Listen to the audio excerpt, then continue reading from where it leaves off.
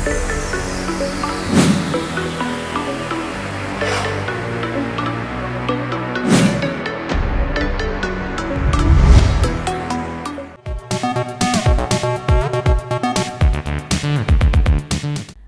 నిద్ర కేవలం విశ్రాంతి మాత్రమే కాదు, అది ఆరోగ్యానికి పునాది. ప్రపంచ నిద్ర దినోత్సవం గురించి మరిన్ని ఆసక్తికరమైన విషయాలు ఇప్పుడు తెలుసుకుందాం. ఎందుకు జరుపుకుంటారు? ప్రపంచవ్యాప్తంగా దాదాపు 45% మంది ప్రజలు నిద్ర సంబంధిత సమస్యలతో బాధపడుతున్నారు. ఈ సమస్యల వల్ల గుండె జబ్బులు, మధుమేహం, మానసిక ఒత్తిడి వంటి అనేక ఇబ్బందులు వస్తాయి. వీటిని నివారించి సరైన నిద్ర అలవాట్లపై అవగాహన కల్పించడమే ఈ రోజు ముఖ్య ఉద్దేశం. మంచి నిద్ర కోసం గోల్డెన్ రూల్స్. మెరుగైన నిద్ర కోసం మీరు పాటించాల్సిన కొన్ని ముఖ్యమైన చిట్కాలు.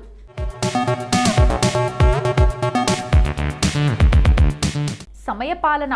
ప్రతిరోజు ఒకే సమయానికి పడుకోవడం, ఒకే సమయానికి నిద్ర లేవటం అలవాటు చేసుకోవాలి. స్క్రీన్ టైం తగ్గించండి. పడుకోవడానికి కనీసం 30 నుంచి 60 నిమిషాల ముందు ఫోన్లు, ల్యాప్టాప్లు పక్కన పెట్టేయాలి. వాటి నుంచి వచ్చే బ్లూ లైట్ నిద్రకు ఆటంకం కలిగిస్తుంది. కెఫీన్ నియంత్రణ. సాయంత్రం వేళల్లో కాఫీ, టీలకు దూరంగా ఉండటం మంచిది. సరైన వాతావరణం. పడక గది ప్రశాంతంగా, చీకటిగా మరియు సౌకర్యవంతమైన ఉష్ణోగ్రతలో ఉండాలి. పగటి నిద్ర. పగటి పూట నిద్రపోవాలనుకుంటే అది 45 నిమిషాలకు మించకుండా చూసుకోవాలి.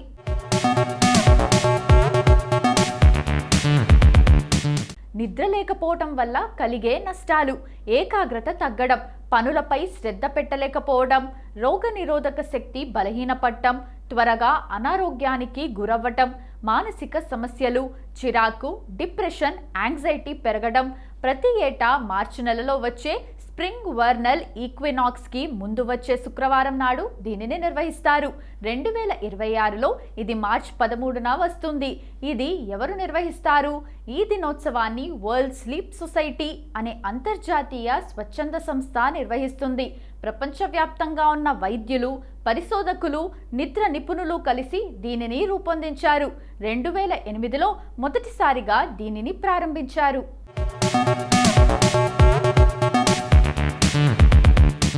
నిద్రకు మెదడు శుభ్రతకు ఉన్న సంబంధం. మనం నిద్రపోతున్నప్పుడు మన మెదడులో గ్లింఫాటిక్ సిస్టమ్ అనే ఒక ప్రత్యేక ప్రక్రియ జరుగుతుంది. విశేషం, మనం పగలు పనిచేసినప్పుడు మెదడులో పేరుకుపోయిన వ్యర్థాలను, ముఖ్యంగా ఆల్జైమర్స్ వ్యాధికి కారణమయ్యే ప్రోటీన్లను నిద్రలో ఈ వ్యవస్థ క్లీన్ చేస్తుంది. అంటే నిద్ర అనేది మెదడుకు ఒక వాషింగ్ మెషిన్ లాంటిదన్నమాట. స్లీప్ హైజీన్ అంటే ఏంటి? వరల్డ్ స్లీప్ డే సందర్భంగా నిపుణులు ఎక్కువగా నొక్కి చెప్పే అంశం స్లీప్ హైజీన్. అంటే నిద్ర కోసం మనం అనుసరించే పరిశుభ్రమైన అలవాట్లు. పడుకునే ముందు గోరువెచ్చని నీటితో స్నానం చేయడం,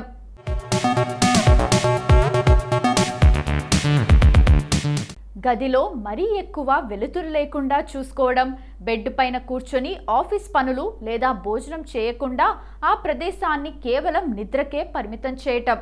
థీమ్స్ ప్రాముఖ్యత. ప్రతి సంవత్సరం ఒక నినాదంతో ప్రచారం చేస్తారు.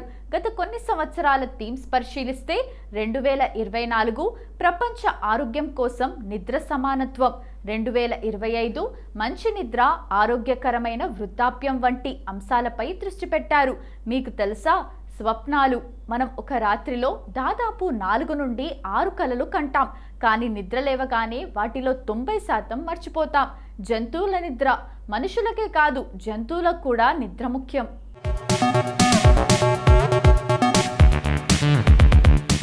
ఉదాహరణకు, జిరాఫీలు రోజుకు కేవలం 30 నిమిషాల నుండి 2 గంటలు మాత్రమే నిద్రపోతాయి. కానీ కోలాలు రోజుకు 20 నుంచి 22 గంటలు నిద్రపోతాయి. 11 రోజుల రికార్డ్.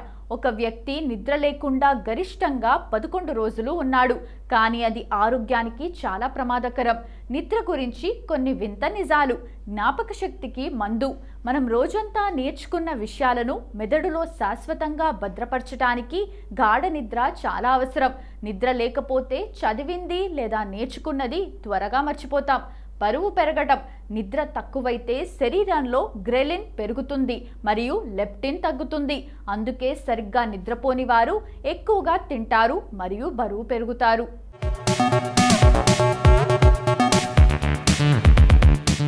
ఇప్పటి వరకు ప్రపంచ నిద్ర దినోత్సవం గురించి మనకు తెలియని కొన్ని ఆసక్తికరమైన నిజాలు తెలుసుకున్నాం కదా. మరి మార్చి 13వ తేదీన ఒక్కసారి చరిత్రలోకి వెళ్ళి చూస్తే ఎంతో మంది ప్రముఖుల జన్మాలు జరిగాయి. మరి ఒక్కసారి చరిత్ర పుటల్లోకి వెళ్ళి నేడు జన్మించిన ప్రముఖులు ఎవరో తెలుసుకుందాం రండి.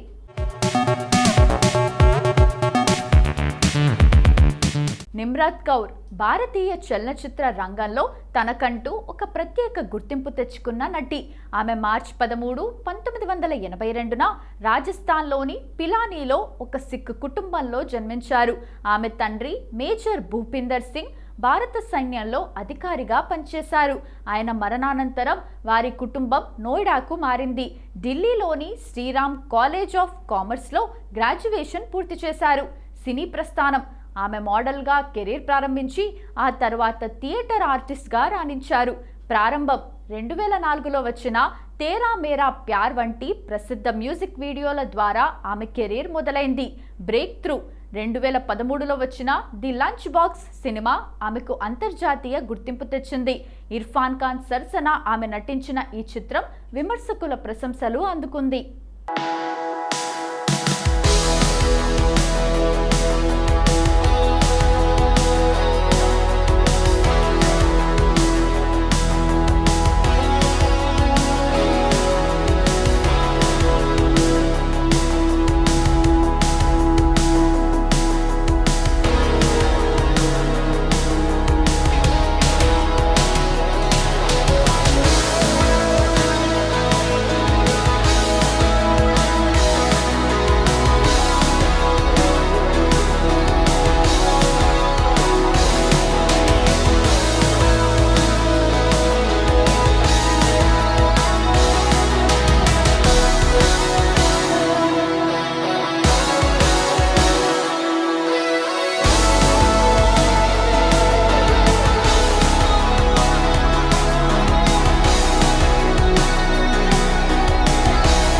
గీతా బస్రా భారతీయ చలనచిత్ర నటి మరియు మోడల్. ఆమె మార్చి 13, 1984న ఇంగ్లాండ్లోని పోర్ట్స్మౌత్లో జన్మించారు. ఆమె అక్కడే పెరిగారు, కానీ నటనపై ఆసక్తితో ముంబైకి వచ్చారు. సినిమా రంగ ప్రవేశం 2006లో ఇమ్రాన్ హష్మీ సరసన దిల్ దియా హై చిత్రంతో బాలీవుడ్లోకి అడుగుపెట్టారు. గుర్తింపు పొందిన సినిమా 2007లో వచ్చిన ది రైన్ సినిమాలో ఆమె పోషించిన పాత్రకు మంచి గుర్తింపు లభించింది. ఈ సినిమాలోని పాటలు అప్పట్లో పెద్ద హిట్ అయ్యాయి.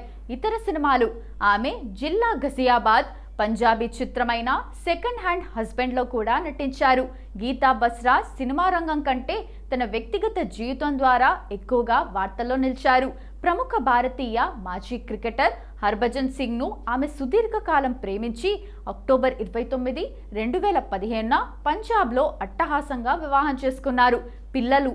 వీరికి 2 పిల్లలున్నారు. కుమార్తె పేరు హినాయా హీర్ ప్లాహా, కుమారుడి పేరు జోవన్ వీర్ సింగ్ ప్లాహా.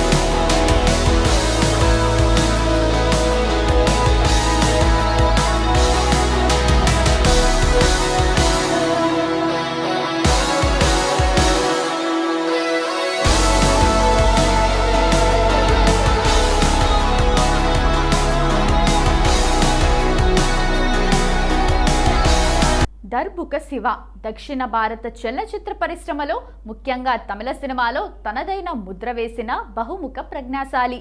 మార్చి 13, 1982న చెన్నై, తమిళనాడులో జన్మించారు. ఆయన సంగీత దర్శకుడు, నటుడు, దర్శకుడు. ఆయన ఒక ప్రొఫెషనల్ పెర్కషనిస్ట్. అందుకే ఆయన పేరులో దర్బుక అనే పదం చేరింది. ముఖ్యమైన విశేషాలు. సంగీత ప్రస్థానం.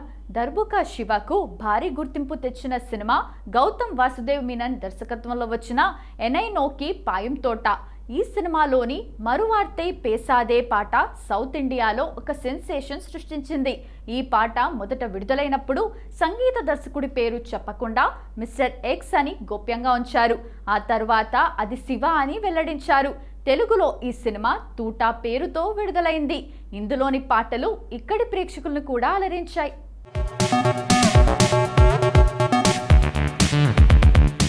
వరుణ్ గాంధీ భారత రాజకీయాల్లో ఒక ప్రముఖ పేరు. నెహ్రూ గాంధీ కుటుంబానికి చెందిన వ్యక్తి అయినప్పటికీ ఆయన రాజకీయ ప్రస్థానం భిన్నంగా సాగింది. పూర్తి పేరు ఫిరోజ్ వరుణ్ గాంధీ. మార్చి 13, 1980న ఢిల్లీలో జన్మించారు. కుటుంబం ఆయన దివంగత సంజయ్ గాంధీ, మేనకా గాంధీల కుమారుడు, ఇందిరాగాంధీ మనవడు. విద్య London School of Economics and Political Science నుండి పట్టా పొందారు.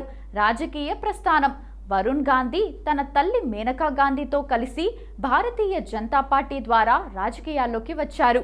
యువ ఎంపీ 2009లో ఉత్తరప్రదేశ్లోని పిలిభిత్ నియోజకవర్గం నుండి తొలిసారిగా లోక్సభకు ఎన్నికయ్యారు.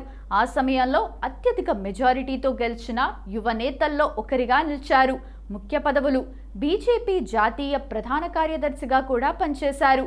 సుల్తాన్పూర్, పిలిభిత్ నియోజకవర్గాల నుండి వరుసగా ఎంపీగా ప్రాతినిధ్యం వహించారు.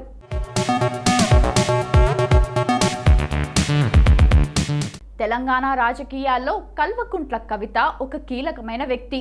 తెలంగాణ ఉద్యమ సమయంలో సాంస్కృతిక చైతన్యాన్ని తీసుకురావటంలో ఆమె ముఖ్య పాత్ర పోషించారు.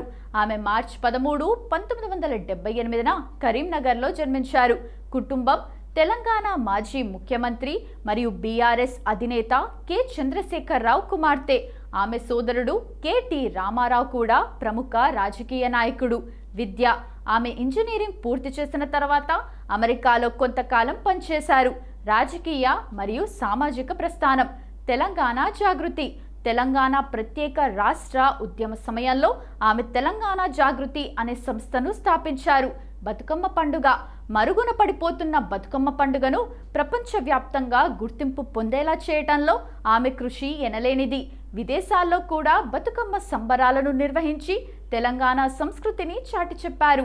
పార్లమెంటరీ ప్రస్థానం 2014లో తెలంగాణ రాష్ట్రం ఏర్పడిన తర్వాత జరిగిన మొదటి సార్వత్రిక ఎన్నికల్లో నిజామాబాద్ లోక్సభ నియోజకవర్గం నుండి ఎంపీగా భారీ మెజారిటీతో గెలుపొందారు. పార్లమెంట్లో తెలంగాణ సమస్యలపై ముఖ్యంగా పసుపు బోర్డు ఏర్పాటు కోసం గట్టిగా గలం విప్పారు. ఎమ్మెల్సీగా 2020లో నిజామాబాద్ స్థానిక సంస్థల నియోజకవర్గం నుండి ఎమ్మెల్సీగా ఎన్నికయ్యారు. ఆ తర్వాత రెండోసారి కూడా ఏకగ్రీవంగా ఎన్నికై మండలిలో కొనసాగారు.